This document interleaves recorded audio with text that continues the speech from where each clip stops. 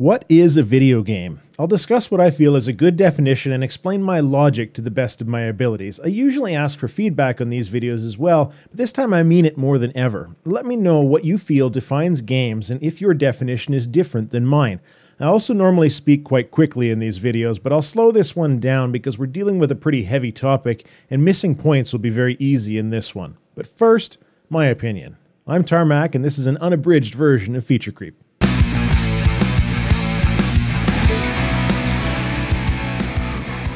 My recent video on Dungeon Keeper may have been a bit misleading because I went to the point of saying that it's not a game, which is actually not correct. It's just a bad game.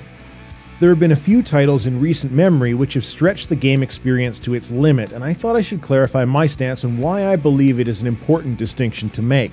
So here is my definition of a game. A video game is an interactive experience between a person and an irrelevant number of external opponents, whether those are computer AI, scripted behavior, or other people, which includes a failure state of some kind. In basic English, that means that you are the player and there is at least one other person, computer, or situation competing against you for an objective. This definition fits 99.9% of what are commonly considered video games that have been produced to date. Why an interactive experience? Well, for a game to be a game, the player needs to be able to play. There has to be something in the game that allows the player to influence the outcome in some way. If this interaction isn't present, then the title may as well be a movie or a book. What is an opponent? It's something that is between you and your completion of an objective. This could be another person shooting at you in a multiplayer FPS, it could be a puzzle that you just can't get quite right, or it could be something as simple as falling off of a cliff in Mario. These are all types of opponents, and that bleeds into the concept of a failure state. The opponent must be capable of preventing you from completing your objective, whether permanently or temporarily. The failure state is the crux of the definition that I'm putting forward. Every video game from Pong on until whatever was released last week has this. This failure state, of course, comes in many forms. It could be losing the Pong match against your opponent. It could be your SimCity game developing traffic congestion due to lack of planning skill. It could be dying to Deathwing in WoW, having a party member leave you in Dragon Age. These are all failures that the player had an influence on. So failure means that there's something that you as an individual or team of players could have done differently which would have resulted in the completion of an objective despite the opponents placed into the game to prevent you from doing so. Player skill, player luck, or player persistence. By this definition, Dungeon Keeper is most certainly a game. You can lose battles to the computer or other players, your attacks can be thwarted. Yes, you can pay money to get resources faster, but you can still blow those resources on bad decisions, poor troop placement, etc. Now, on to the real point of the video. Why is this important? The video game industry has been suffering from a lack of confidence in its player base over the last 10 years. It doesn't respect the player's ability to complete objectives. You'll see this evidenced by the continued wide appeal sought by developers and publishers. While it makes good business sense to ensure that the largest number of people can play and succeed at a particular game, the further down this rabbit hole we go, the closer we come to non-games being the norm.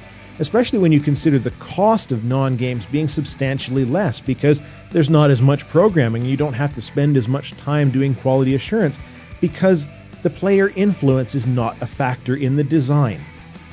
For example, a game like World of Warcraft has a main progression plot that is so easy to maneuver that the game portion doesn't really start until you add in other players or high-end raiding. Or a shooter like Medal of Honor Warfighter where you can stand in sniper fire indefinitely without dying, but as soon as you travel across a predetermined trigger point, you're taken down by a single scripted shot. These erosions of player involvement are to the detriment of the industry. Other examples include cutscene-heavy games like Max Payne or Metal Gear Solid. The true pinnacle of the non-game over the last year has come in the form of two titles which I would call experiences rather than games. One of which is fairly visually stunning but otherwise a boring experience, while the other is a visually boring but otherwise exceptionally written experience. Dear Esther and the Stanley Parable. Dear Esther is a linear trek through a fairly well-designed landscape visually. However, the player interaction with the world consists only really of moving a person from position A to position B. As it contains no failure state of any kind and was fairly boring, at least to me, I would not call this title a game. It doesn't even bridge the gap between games and choose-your-own-adventure books. The Stanley Parable, on the other hand, is done in the Source 2 engine and looks meh like every other Source 2 game on the market, visually at least. However, it's a non-linear experience with a significant number of end states, and has very, very unique vocal interaction from the computer throughout the game. Like Dear Esther, though, it's not a game. I do consider it an experience that all gamers should have, but that is due to the exceptional writing, not to the influence that you have over the title itself. It really is the video game equivalent of the Choose Your Own Adventure book.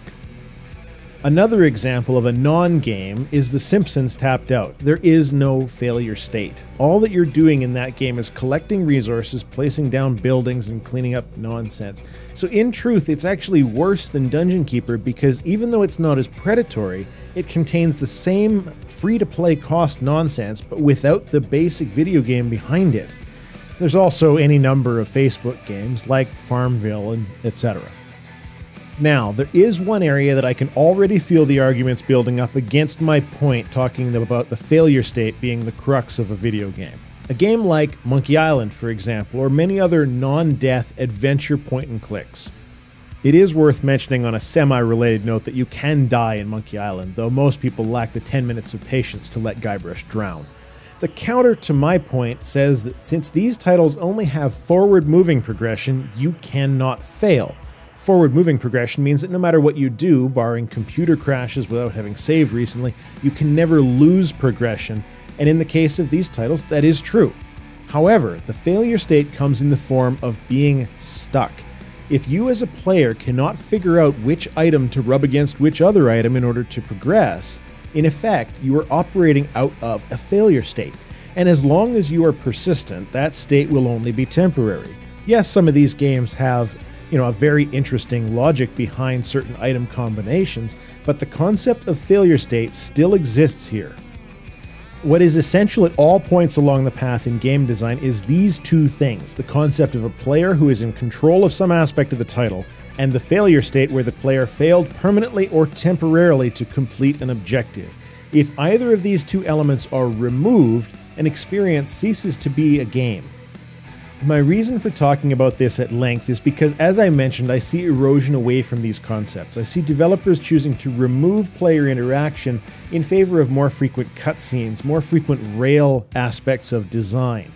I see devs making titles harder and harder to fail, and in some cases impossible to fail at, and those changes worry me. Not for any Puritan reasons of integrity of the industry or any such noble intentions.